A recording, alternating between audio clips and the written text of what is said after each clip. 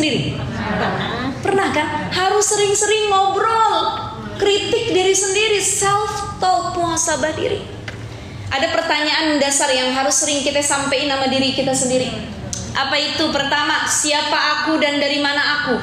Ibu-ibu ngaca jangan cuma pakai lipstick bedak, pakai eyeshadow, pakai blush on, ya. Ngukir alis, ibu-ibu kan paling lama ngukir alisnya. Ini mau ngaji aja ke Rumil nih, ngukir alisnya bisa setengah jam. Kata suaminya mau nganter mah, lama bener sih mah, bentar pak, yang sebelah lagi masih mencong ini. Hapus lagi. Begitu berangkat hujan gede, alisnya hilang sebelah. Kata kawan ngajinya, ibu ini apa kuntilanak? Ya, kita kebanyakan nemuin kaca cermin untuk melihat saya cantik atau tidak. Karena al-mar'ah kal-mir'ah, perempuan itu nggak bisa jauh dari cermin. Spion motor dia ngaca, jendela rumah orang dia ngaca, di HP dia ngaca, bahkan mobil orang lagi parkir dia ngaca, dibuka sama yang punya. Ngapain bu? Allahu Akbar. Ini tanda bahwa perempuan itu gak bisa jauh dari cermin. Tapi pada hakikatnya bercermin kita bukan sekedar mempertanyakan kamu cantik atau tidak.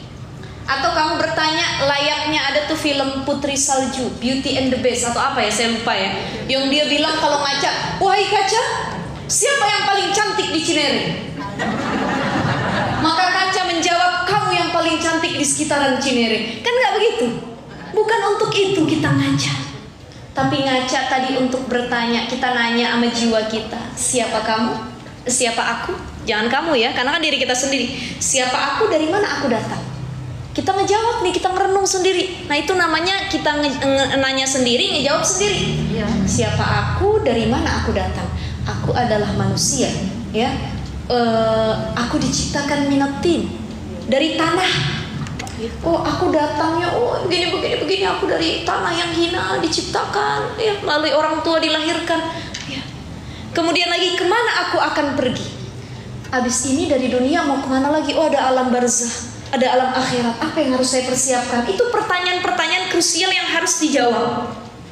Kemudian apa lagi? Di mana kebahagiaan sejati? Apa yang kamu cari di dunia? Kamu pengen apa sih? Bahagia menurut kamu apa sih?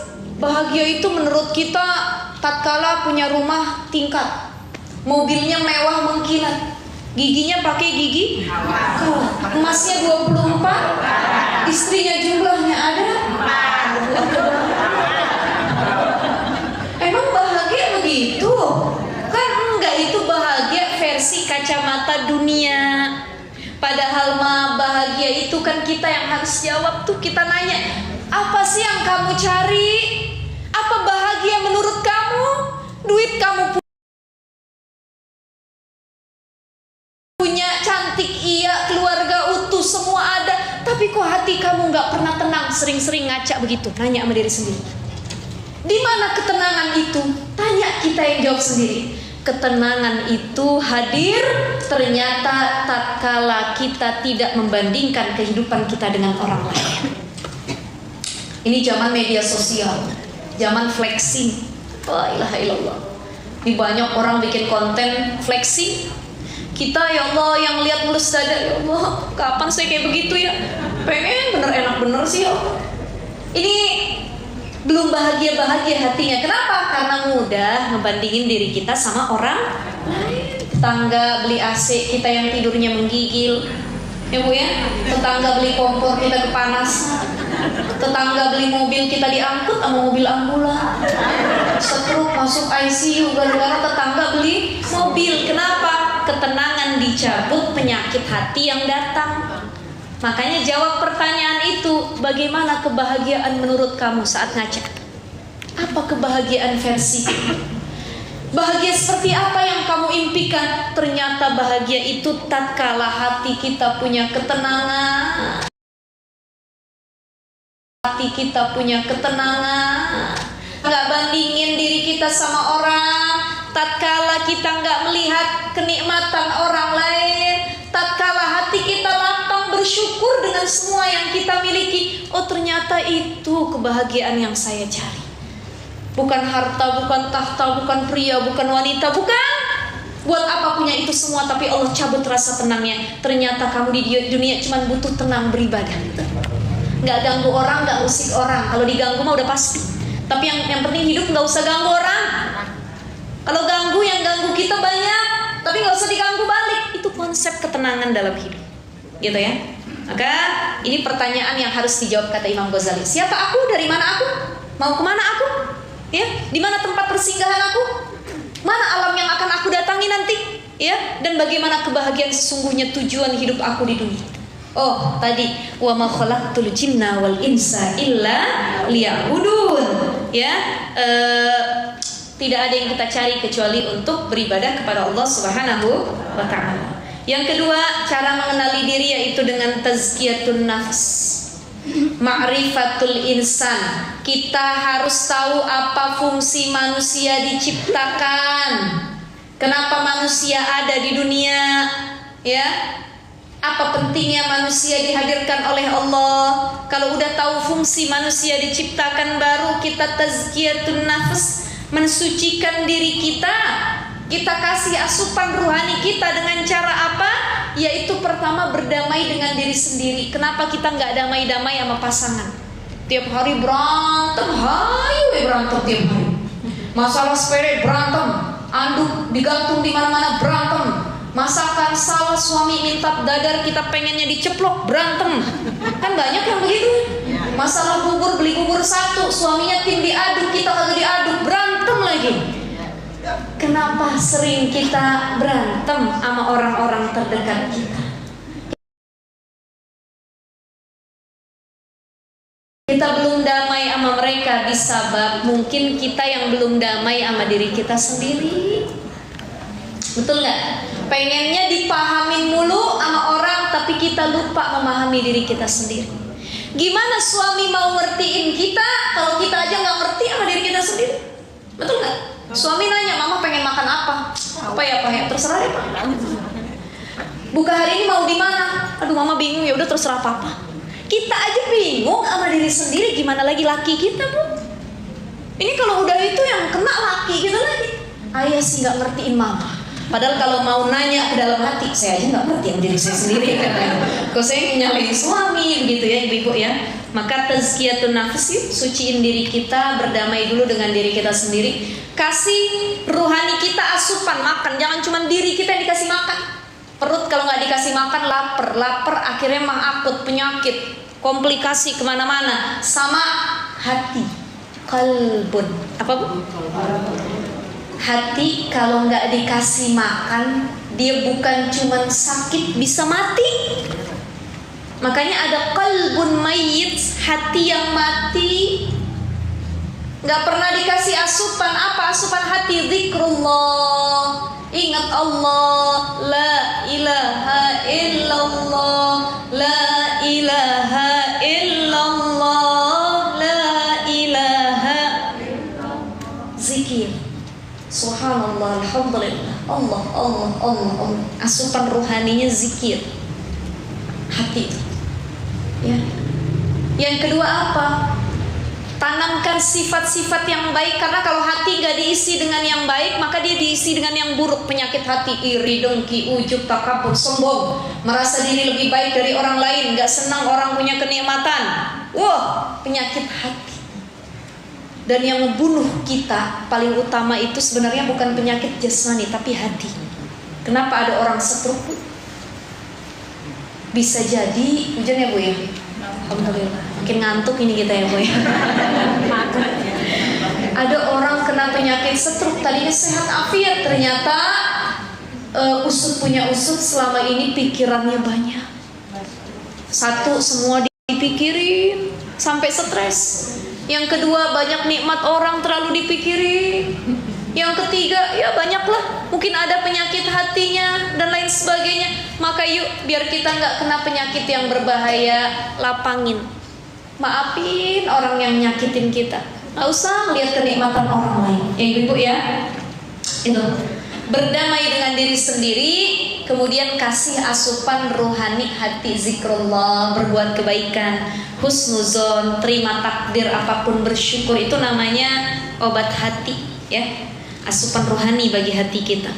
Kemudian apalagi Bu? Yang ketiga, kita harus tahu nih kata Imam Al-Ghazali, biar kita kenal sama diri kita, pahami bahwa dalam diri, dalam ruh kita manusia itu ada 3 jenis sifat.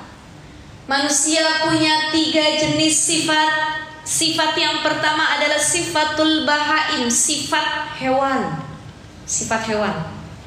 Yang kedua, sifatus syayatin, sifat setan ada di dalam ruh diri kita. Yang ketiga, sifatul malaika, sifatnya malaikat. Jadi manusia ini kadang-kadang jadi malaikat, kadang-kadang jadi setan. Di bulan Ramadan, biarpun bulan Ramadan yang jadi setan masih banyak. Itu yang di warteg tuh pada nangkring kakinya. Setan juga dari kalangan manusia itu ya Bu ya. Jadi sifat setan gini Bu. Maka ada kan ayat hadis yang mengatakan begini, kalau datang bulan Ramadan, futihat abwabul jannah, dibuka pintu surga, ditutup pintu neraka, dikerangkeng setan-setan, betul ya?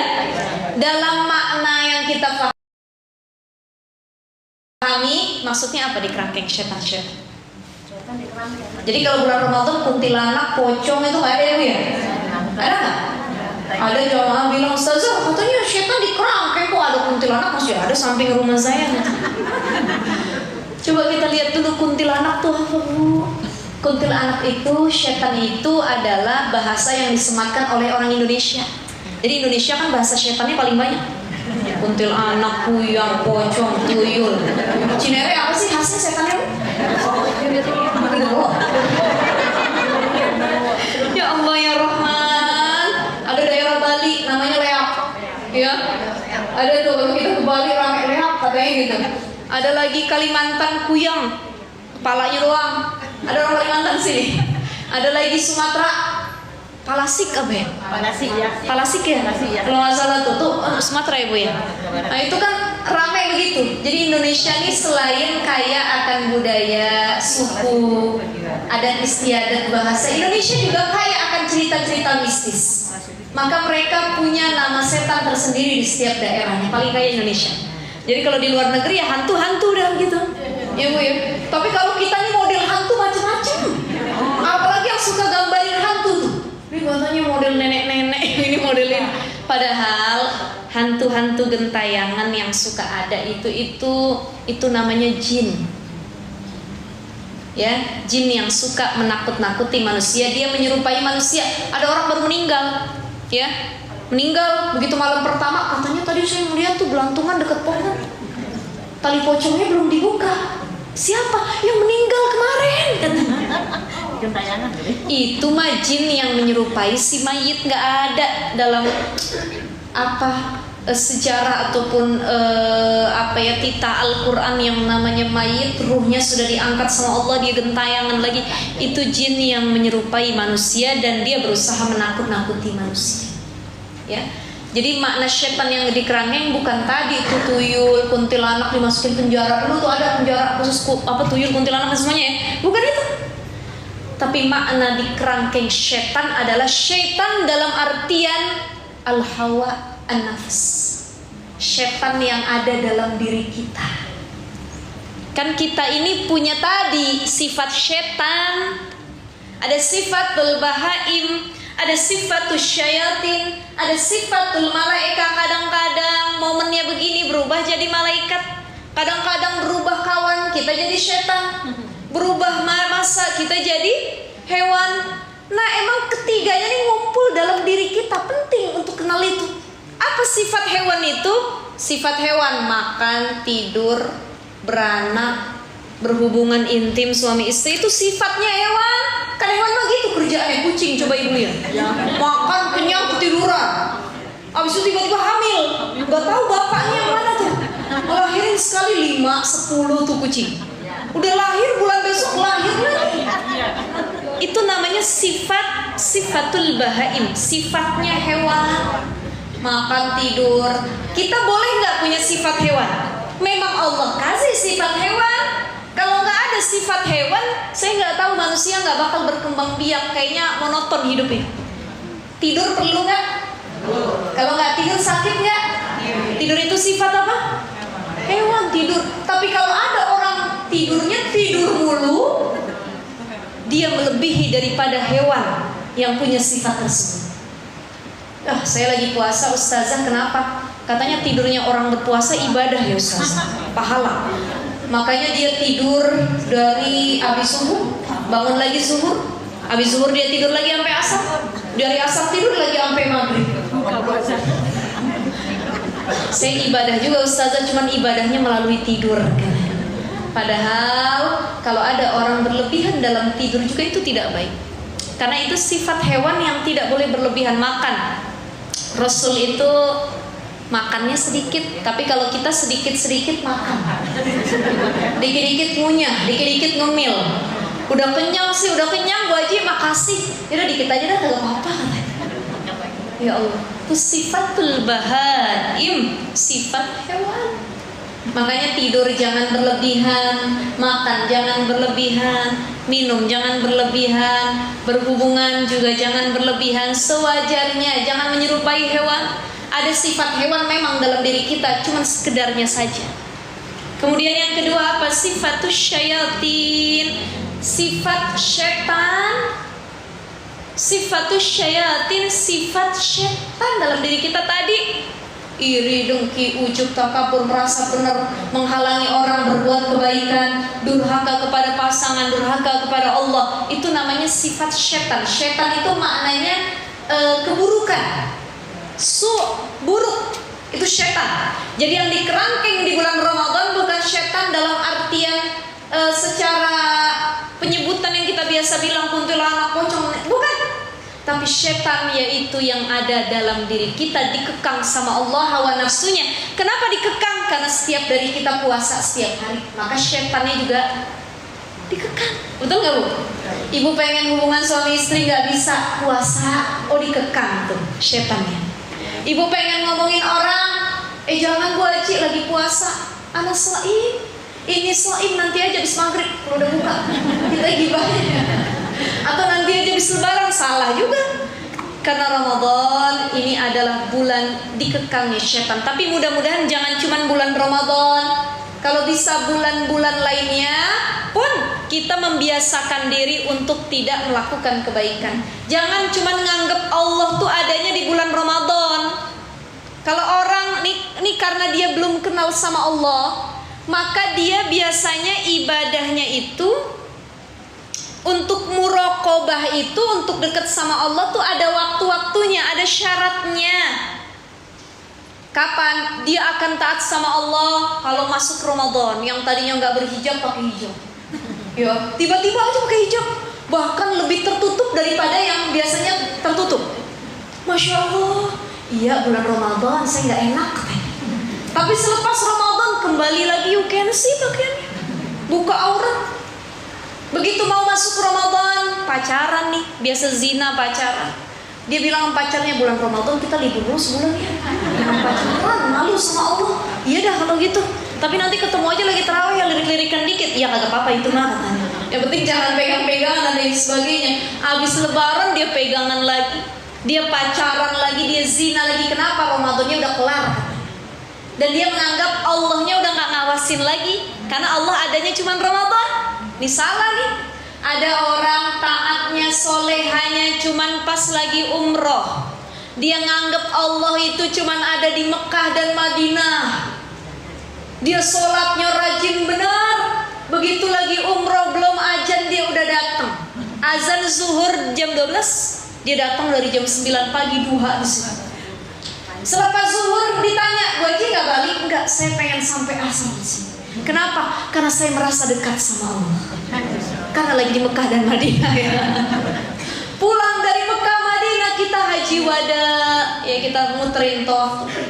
Rabbighfirli Rabbana atina fid dunya hasanah wa fil akhirati hasanah wa qina adzabannar wa adkhilnal jannata ma'al abrar ya aziz ya ghafar ya rabbal alamin. Gitu ya. Kita baca tuh. Kita doa-doa pas lagi tawaf wada, perpisahan. Ya baru nyampe pesawat udah bikin maksiat lagi. Nyampe pulang ke rumah blank lagi tadi ibadahnya. Kenapa? Karena kita pikir Allah itu cuma di Mekah Madinah, taatnya cuma di Mekah Madinah, nutup auratnya cuma di Mekah Madinah. Ya Allah ya Rahman. Makanya sering kita ngeliat gini, kenapa ada orang udah ibadah umrah, udah ibadah haji, tapi pulang masih hobi bikin dosa? Ya, karena haji dan umrahnya, ibadahnya nggak bisa jadi portal buat dirinya. Itu cuman sekedar ritual. Dia bertamu ke Baitullah tapi tidak bertemu Allah. Ini kayak buku suami saya, agak promosi dikit ya. Suami saya bikin satu buku, judulnya Bertamu ke Baitullah tapi tidak bertemu Allah. Kebetulan yang editnya Mas Ari. Mas Ari ya, untuk covernya. Ini nanti kalau itu saya bawain ya ibu-ibu, insya Allah ya lain waktu. Jadi itu sentilan semua isinya. Banyak dari kita yang bertamu, kita bilang duyufur rahman, duyufullah, duyuf ya, para tamu-tamu Allah. Kan itu Mutaifah bilang tuh, ibu-ibu sekalian kalau lagi di bis tuh, para duyufullah, duyufur rahman, para tamu-tamu Allah yang hadir ke Mekah Madinah. Labbaik Allahumma labbaik, labbaik la syarika laka labbaik, innal hamda wan ni'mata laka wal mulk la syarika lak. Kita bilang, kita manggilin Allah, labbaik Allahumma labbaik. Kan manggil Allah nih, ya aku penuhi panggilanmu ya Allah, dibalas sama Allah. Enggak lah ya, kamu bukan karena aku niat kesininya. Maka hati-hati, kita manggilin Allah tapi nggak dipanggil balik. Kita bertamu ke Baitullah tapi nggak ketemu sama yang punya Baitullah. Ya Allah, itulah kenapa ada orang habis ibadah tapi kembali lagi. Dulu rame film tukang bubur naik haji. Dia pulang haji, udah dia Pak RT, dia haji 3 kali. Asal orang mau manggil, bilangnya Pak Haji 3 kali. Kalau manggil saya, panggilnya Pak Haji 3 kali. Itu kan kalau pulang haji ada gelang haji tuh. Ya, betul nggak? Ada orang yang sampai setahun gelang hajinya kagak dicopot. Kenapa? Biar dia liatin sama orang. Asal dia belanja di pasar, berapa bang? Berapa? Kenapa? Gelang haji kan? Allahu Akbar. Bukan itu esensinya ibu-ibu sekalian. Kita kesana nih pengen muraqabah, pengen deket diri kita sama Allah. Bukan deketnya di sana, nyampe sini jauh lagi. Maka yuk ditajdid lagi niat kita. Coba kita renungin lagi. Jangan sampai kita jadi orang yang ibadahnya labil. Disebut dengan sahibut talwid. Apa itu sahibut talwid? Orang yang ibadahnya angin-anginan. Setengah-setengah, lagi bulan Ramadan dia soleh, selain bulan Ramadan dia toleh. Ya. Lagi di Mekah Madinah dia taat, selain di Mekah Madinah dia maksiat. Ini angin-anginan. Saya ngaji karena dia ngajak, nggak dia ngajak saya kagak ngaji. Rumil ngadain pengajian saya datang, kalau Rumil libur saya juga nggak mau ngaji sama sekali. Oh, itu namanya angin-anginan, ikut-ikutan, gitu ya. Maka jadilah orang yang jangan tadi sahibut talwid, jangan yang labil kesana kesini ke bawah, tapi jadilah sahibut tamkin, orang yang istiqomah, nggak mudah diintervensi sama orang. Allah tuh nggak saya dengar tuh, kenapa? Saya punya prinsip dalam diri saya sendiri. Ini namanya sahibut tamkin, gitu ya. Maka begini, Buya Yahya, ibu kenal Buya Yahya nggak? Ya. Pendiri Al Azhar, ya. Bukan Al Azhar Kairo ya bu ya, tapi Al Azhar yang ada di, ibu-ibu pernah ke Al Azhar? Al Azhar Jakarta, Al Azhar Kairo? Tahu nggak Al Azhar Kairo? Blok M belok kanan. Ya nanti insya Allah Bu Vera ya, kita bareng-bareng nanti ziarah ke Kairo, ke Mesir. Ya Allah indah banget, saya ada rencana sama suami insya Allah, tapi ini ziarah mandiri ya, pengen ke sana. Kebetulan kita punya guru ini juga ya, guru ruhani gitu, yang beliau emang lulusan sana dan seringkali ziarah datang ke Kairo, Mesir. Jadi di Mesir itu banyak makam para ulama, Imam Syafi'i ya, kemudian lagi Imam Waqi, gurunya Imam Syafi'i. Ada Sayyidah Nafisah, ulama perempuan tuh yang terkenal itu. Ada lagi Imam Ibnu Athaillah As-Sakandari yang ngarang kitab Al-Hikam ya, napak tilas Fir'aun, napak tilasnya Cleopatra di Fayum. Banyak itu semua ada di Mesir. Makanya Mesir ini selain banyak destinasi wisatanya, ada Luxor, ada Red Sea, Laut Merah, Iskandaria dan lain sebagainya. Di Mesir itu juga banyak makam-makam para orang-orang saleh di sana. Jadi sambil jalan-jalan, sambil ziarah, itu enak banget. Nanti ke Masjid Al-Azhar, nanti ke makam Sayyidina Hussein dan lain sebagainya, itu di Al-Azhar. Kita bayangin aja dulu Bu, mudah-mudahan nyampe nanti insya Allah ya Bu ya. Kita bayangin dulu. Nah itu Buya Hamka, salah satu pendiri Al-Azhar ya, beliau founder Al-Azhar, beliau pernah ditanya begini. Ada jamaahnya nanya, Buya, kenapa sih kok tempat suci itu nggak semua orangnya suci juga? Buktinya di Mekah Madinah saya temuin, ini kata yang nanya sama Buya Hamka. Saya di Mekah Madinah nemuin kok di tempat suci ada juga perempuan-perempuan yang bandel nggak suci di sana. Katanya tempat suci. Gitu ya. Maka di sini Buya Hamka menjawab, kata Buya Hamka, seseorang akan dipertemukan dengan apa yang dia cari. Itu nyindir sama yang nanya. Kalau yang kamu cari Allah ketika ke tempat suci, maka itu yang akan kamu temukan. Tapi kalau yang kamu pikirin perempuan, ini yang dari apa Yaman kayaknya cantik-cantik, yang dari Eropa kulitnya putih-putih, yang dari Turki rupanya begini, udah kepikiran tuh dari awal tentang perempuan, maka itu juga yang akan kamu dapati di sana. Jadi seorang itu akan mendapatkan sesuai dengan yang dia cari. Kalau kita sudah husnuzon dari awal, yang kita cari adalah Allah, ridha Allah, pengen ketemu sama Allah, itu juga nanti yang akan kita dapati, gitu ya ibu-ibu. Sedikit lagi. Selanjutnya apa? Sadari Allah itu dekat. Dan saking dekatnya Allah itu ada di hati kita. Makanya kalau kita merasa Allah itu dekat, kita nggak menganggap Allah itu hanya ada di tempat-tempat tertentu. Saya pengen taat, kenapa? Dengan cara saya taat saya harus umroh dulu, kenapa? Kalau saya umroh sholat di sana saya merasa dekat sama Allah. Tapi kalau saya sholat di Masjid Widatul Ummah di Istiqlal, saya rasanya jauh sama Allah. Makanya saya pengen dekat sama Allah, kudu umroh dulu. Lah kalau gitu pengen dekat sama Allah harus ada biaya dulu dong. Nyatanya enggak. Dekat sama Allah itu enggak perlu ke Mekah Madinah. Itu kan ritual ya Bu ya. Tapi dimanapun kita bisa dekat sama Allah, karena pada hakikatnya Allah itu ada di hati kita. Ya, jadi itu. Maka sedikit lagi Ibu, kata Imam Ibn Athaillah As-Sakandari, ada 3 nikmat yang sangat besar dari Allah. Besar banget. Apa itu? Yang pertama, al-wukuf bihududillah. Nikmat terbesar dari Allah yang kita bilang alhamdulillah, saya bersyukur banget ya Allah dapat nikmat. Apa itu al-wukuf bihududillah? Tatkala Allah meng-cut off kita. Bahasa Cinere lagi nih, ya. Allah menghalangi kita untuk berbuat dosa. Itu nikmat terbesar dari Allah. Kita pengen gibah, enggak jadi deh, dihalangin sama Allah. Berarti itu nikmat yang luar biasa. Kita pengen zina, mampu, bisa, dihalangin sama Allah. Itu nikmat terbesar dari Allah.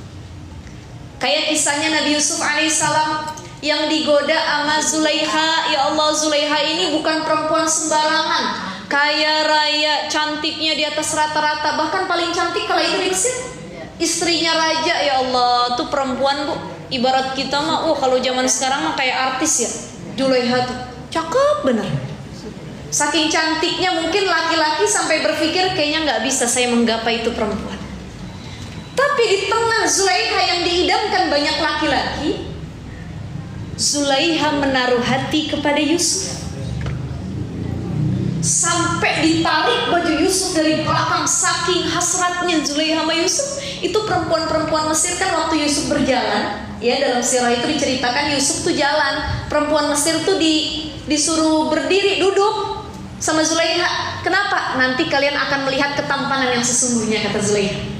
Baru kalian percaya kepadaku betapa tampannya Yusuf alaihissalam.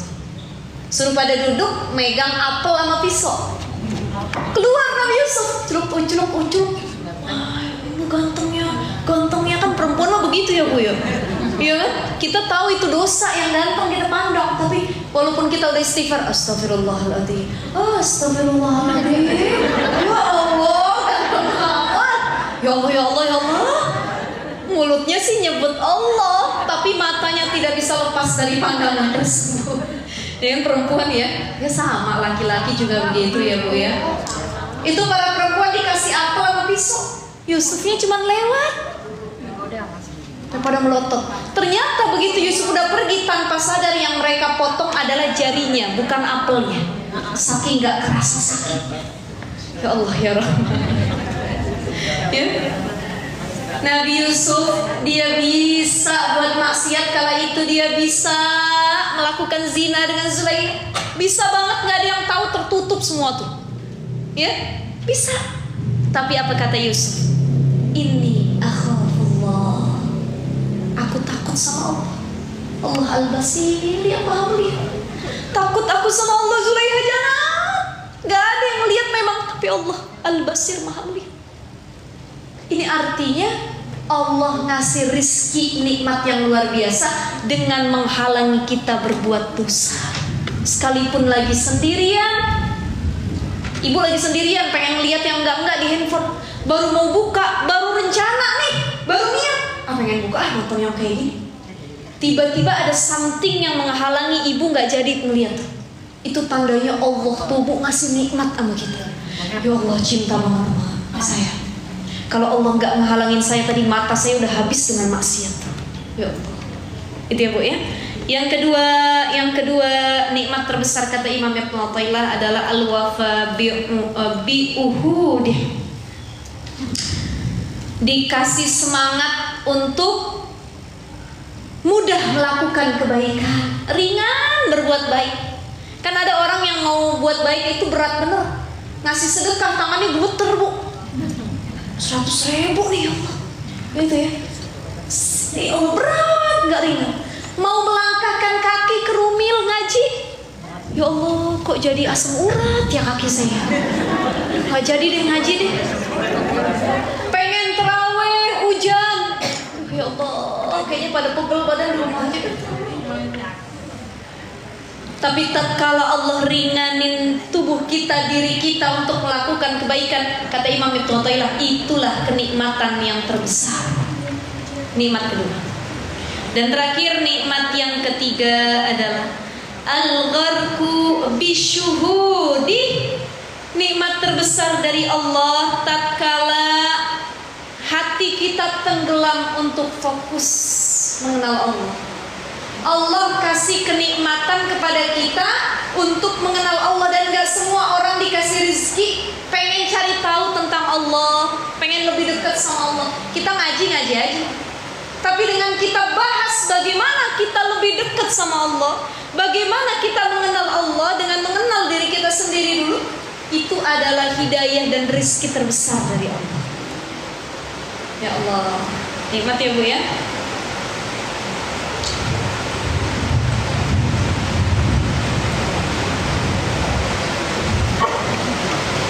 Hujan ya Bu ya, gak apa-apa ya Bu ya. Alhamdulillah. Ini Ramadan tahun ini kita hujan. Ya, kenapa Ramadan itu ada kemarin saya ngisi di Masjid Jannatin itu daerah Cilandak kalau nggak salah. Ada jamaah yang nanya, Ustazah, kenapa sih Ramadan bulannya ganti-ganti? Kebetulan Ramadan tahun ini saya ulang tahun. Biasanya saya ulang tahun nggak pernah tuh bulan Ramadan. Kenapa sih Ramadan itu bulannya ganti-ganti? Saya bilang, ya nggak apa-apa Ramadan bulan ganti-ganti selama itu bulan Masehi. Kan yang penting mah Ramadan satu Ramadan, Lebaran satu Syawal. Jangan sampai Lebaran jadi satu Muharram, saya bilang. Kan betul ya Bu ya? Nggak masalah. Kadang tadinya puasa itu pernah November, Desember. Pernah lagi bulan Agustus, September. Pernah. Ya ini kita udah makin maju. Sekarang bulan Maret, April, besok insya Allah Januari, Februari, tahun-tahun yang akan datang. Mudah-mudahan ketemu lagi insya Allah ya Bu ya. Nah itu Ramadan, berubah waktu, berubah bulan itu ngajarin kepada kita. Ngajarin apa? Bahwa kita ini pengen dididik sama Allah lewat puasa di setiap keadaan. Kadang puasa musim panas, kadang puasa musim hujan, dingin, kadang puasa musim apalagi semi gitu ya. Allah pengen nguji kamu di setiap musim tetap istiqomah kan? Nih hujan terus, apalagi malam tarawih, berangkat nggak kamu ke masjid? Nih musim panas kamu puasa, tahan nggak kamu untuk tidak makan minum? Tuh ujian yang Allah berikan kepada kita. Jadi jadi nggak ada ulang tahun dong ya? Dia lahir di Ramadan. Ulang tahun enggak? Maksudnya memperingati gitu. Enggak, tapi nanti di Ramadan itu kan tidak. Jadi kan kalau misalkan dia ulang tahunnya di Ramadan ini kan dengan yang bulan Maret misalkan ya. Nanti kan bulan depan misalnya jadi Januari, Februari kayak gitu. Kan itu beda ya? Beda. Karena kan kalau ulang tahun biasanya ikutin tanggal Masehi ya. Tanggal Masehi. Nggak ada ulang tahun. Nggak ada. Orang Arab yang nggak ada ulang tahun. Ulang tahun itu cuma budaya kita. Kalau kita Happy Birthday to you. Ini macam-macam lagunya ya Bu ya. Seremonialnya banyak, tiup lilinnya, potong kuenya, ya kasih duitnya dan lain sebagainya. Nah itu tradisi-tradisi ulang tahun yang sebenarnya dalam ajaran Islam nggak ada. Ya, kalau sekedar syair ya boleh sama aja, selamat ulang tahun, selamat ya ulang tahun, atau apa kalau ada itu? Barakallahu fiikum. Ada lagunya itu apa Bu? Gitu ya. Gitu ya. Oh siapa? Ubela. Hari ini ya? Oh iya. Oh Masya Allah, kita doain dengan umurnya makin berkah, taat sama Allah dan dipanjangkan umurnya di ya. Masya Allah, ibu udah ulang tahun. Ya udah nggak kepikiran ulang tahun udah tua begini ya Bu ya. Yang penting malah semakin tua kita ulang tahun bukan semakin pengen dirayain, tapi semakin muhasabah diri. Ya Allah, usia makin berkurang, makin tua, makin banyak kurangnya begitu ya Bu ya. Jadi media muhasabah. Nah itu ibu-ibu sekalian, maka kalau pengen mengenal Allah tadi tuh kita pengen muqarrabah, ada pendekatan kepada Allah, ya awareness of Allah, adanya muqarrabah, maka kita harus butuh dulu sama Allah.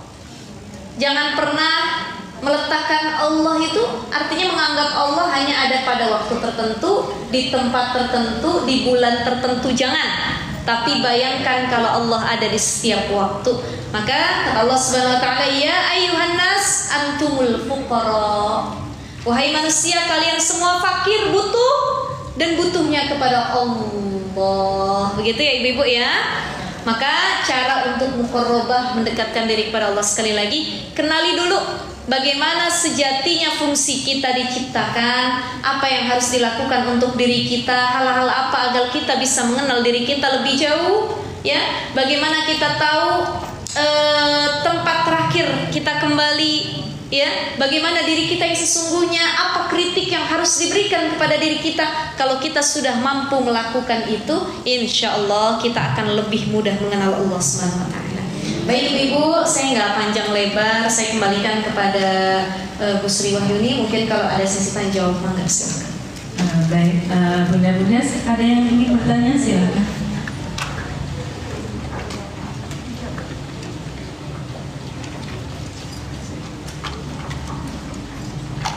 Assalamualaikum warahmatullahi wabarakatuh.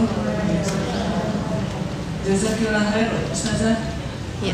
Ini tentang kan kenali dirimu hingga kau mengenal Allah. Nah, itu kan bahasanya tadi Ustazah bilang dengan cara self talk, nafas gitu. Nah, kan tidak semua orang bisa langsung introspeksi diri itu Ustazah. Kadang merasa dirinya benar terus gitu. Itu apakah karena hidayah Allah yang membuat kita bisa berintrospeksi diri atau karena apa itu Ustazah? Nah, itu pertanyaan pertama Ustazah. Yang kedua ini Ustazah yang tadi Ustazah bicara nikmat, ada 3 nikmat yang sangat besar itu. Apakah nikmat itu bagi orang yang sudah mengenal Allah atau yang tidak mengenal Allah tidak dikasih nikmat besar seperti itu Ustazah? Ya. Ya, bismillahirrahmanirrahim. Tadi terkait dengan nikmat ya, nikmat kepada Allah, dan nggak semua orang bisa self talk, muhasabah diri. Maksudnya nggak punya tadi awareness of Allah, rasa peka terhadap dirinya. Kemudian bagaimana dia pengen tahu fungsi dia diciptakan, kan nggak semua dari kita. Maka cara untuk sampai ke tingkatan itu adalah dengan belajar. Kan kita setelah belajar kita jadi tahu, oh berarti saya harus mengenal Allah gitu ya. Dapat hidayah Allah bukan ya? Hidayah itu nggak ujuk-ujuk datang, tapi harus diikhtiarkan juga. Hidayah itu akan datang dengan jalan ikhtiar kita. Kita usaha dulu. Saya pengen dapat hidayah dari Allah, maka saya ngaji. Dengan saya ngaji, Allah turunkan hidayah kebaikan buat saya. Dia saya nggak mau ngaji saya nggak mau sholat. Kenapa? Saya nunggu hidayah. Nunggu wahyu dari Allah katanya ya. Itu bukan wahyu namanya, nanti yang ada bisikan setan. Karena hidayah itu pasti dibarengi dengan nasihat, kebaikan, pengalaman. Dia dapat hidayah karena apa? Karena ngelihat kebaikan di depan matanya. Dari kebaikan yang dia lihat, dia mulai mencari tahu gimana ya. Dia mulai cari guru, dia mulai belajar, dia mulai bertanya ke sana kemari. Itu namanya hidayah dari Allah. Jadi kalau ada orang nggak pernah belajar, nggak pernah ngelihat sesuatu yang membuat hatinya nyes, nggak ada pelajaran, tiba-tiba kok saya dapat hidayah katanya. Kan nggak mungkin, pasti hidayah itu ada jalannya dulu. Ada yang dari mimpi, ya sama seperti itu kan, dia dimimpikan misalnya. Dalam mimpinya katanya saya tuh tiba-tiba datang di satu majelis. Saya merasa itu tempatnya tenang, di situ banyak yang baca Quran. Ini misalkan yang masuk Islam gitu ya. Dan saya ingat kalau Quran itu identik dengan umat Islam. Akhirnya dia mencari tahu apa itu Quran, itu namanya hidayah. Pasti ada jalannya terlebih dahulu, nggak ujuk-ujuk dapet gitu, ya. Dan yang kedua adalah terkait dengan nikmat terbesar dari Allah. Dan ini memang nikmat yang nggak semua orang dapat.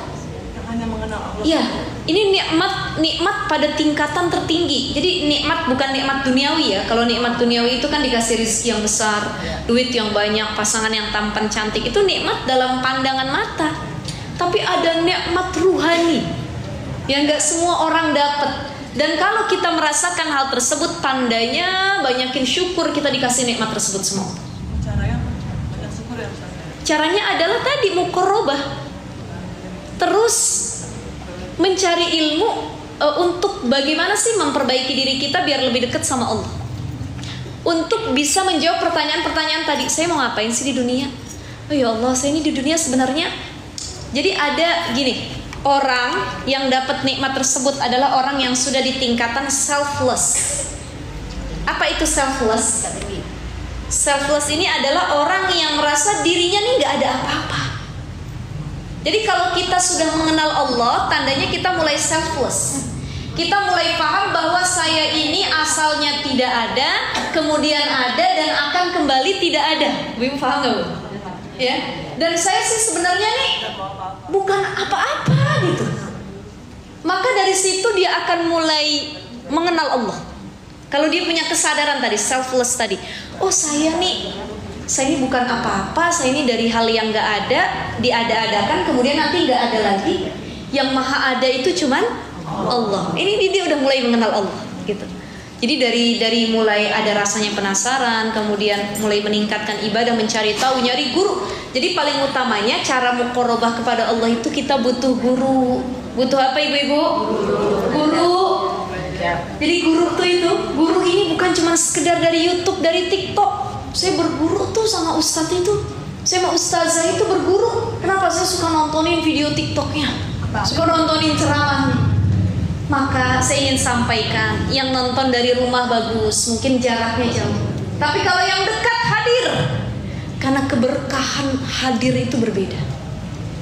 Keberkahan bertatap langsung, bertemu, musafahat, berjabat tangan langsung, face to face, itu ada sir yang berbeda, rahasia yang berbeda. Kitanya gurunya kenal, muridnya saling kenal sama gurunya. Ya, saling sapa, nanti silaturahim terus berjalan, saling ridha, saling mendoakan dan lain sebagainya. Ini ada keberkahan di dalamnya. Maka penting punya guru. Man la syaikha lahu fa syaikhuhu syaitan. Siapa orang yang dia belajar tanpa guru, fa syaikhuhu syaitan, gurunya nanti bakalan syaitan. Saya mah belajar nggak mau punya guru, saya baca buku aja.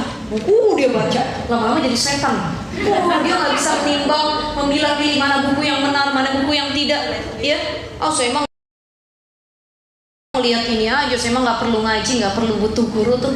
Nah itu pentingnya punya guru, pentingnya belajar. Itu kita sebagai wasilah muqarrabah, ya, lebih dekat kepada Allah. Kita tahu, oh Allah tuh ternyata seperti ini, begini dan lain sebagainya, ya.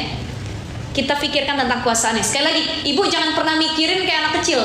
Tafakkaru fi khalqillah wa la tafakkaru fi zatillah. Jangan mikirin zatnya Allah. Allah itu gimana ya bentuknya ya? Katanya yadullah fawqa aydihim. Allah itu punya tangan ya, berarti kayak manusia. Itu nggak boleh, itu zat Allah namanya. Nggak boleh. Katanya Allah itu wasi'a kursiyuhus samawati wal ardh. Ada kan di ayat kursi ya? Oh berarti Allah itu punya kursi ya? Allah tuh duduk di kursi ya. Kita bayangin kayak seorang raja yang duduk. Nah itu dosa, nggak boleh kita bayangkan zatnya Allah. Itu pikiran anak kecil yang belum belajar. Anak kecil kan nanya, mah Allah tuh mana sih? Kok aku nggak bisa ngelihat Allah? Pengen deh aku ngelihat Allah, kata. Itu anak kecil. Tapi ketika kita makin dewasa, makin belajar, di sini baru kita tafakkaru fi khalqillah. Yang dipikirin adalah ciptaan Allah. Oh Allah ada karena ada yang diciptakan. Allah ada karena adanya saya, adanya anak-anak saya. Ini maka Allah ada, gitu. Itu ya, seperti itu.